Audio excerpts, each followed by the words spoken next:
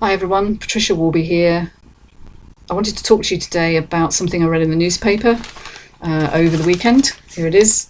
It's The Guardian. It was an article that came out on Saturday, and it's about a woman who unfortunately had a rather terrible experience in her childhood. She was raped by her brothers and a friend, and she never really recovered from that. And what's happened in her adult life, although she's had a really, really successful life in terms of on outward appearances, she's an academic, she writes very successful books. She's actually found that since that time, what happened was she just put on loads and loads of weight, and these days is quite a big lady, and she's humiliated constantly when she goes out shopping and people take things out of her shopping trolley, and it's a sad story. But what's actually missing from the article, which I found really interesting in all the discussion of weight and why people put on weight and why they can't lose it, was the word shame.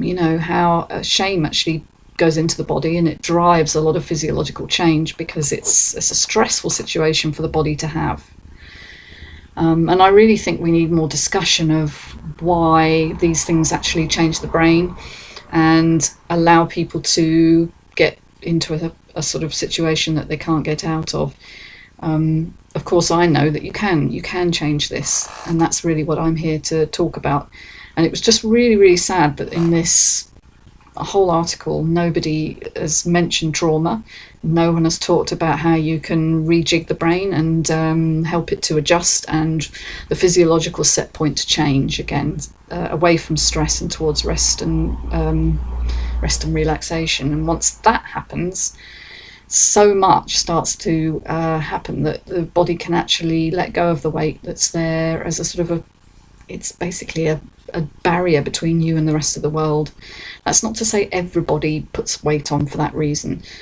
So any of you out there who are struggling with weight issues, it's not always about trauma, but very likely it does have an emotional component. As you probably noticed, we tend to eat when we're feeling miserable. Emotional eating is something that's very well understood, but I think these long-term changes of the body, the physiological response to overwhelming trauma, because trauma is just anything that the body can't adjust to, and the fact that it's felt in the body and not just in the mind. Mental health isn't just a mental problem, it's a mind-body problem.